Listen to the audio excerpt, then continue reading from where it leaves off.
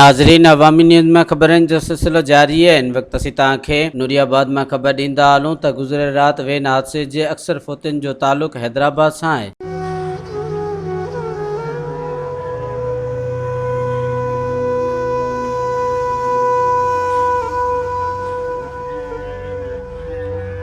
Van में गए थे और वैन में जो है आग वगैरह लग गई, उसकी वजह से वैन में आग लगी, उसकी वजह से जल गए। और 6 अफराद थे मेरे घर के, मेरे भाई भाभी बच्चे।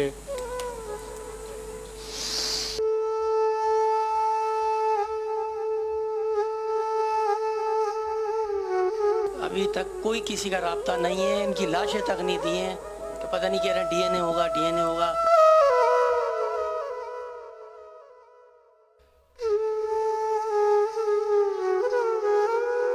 मज़ीद खबरों और तफसीलात के लिए विज़िट करें हमारी वेबसाइट www.awamiNewsHD.com।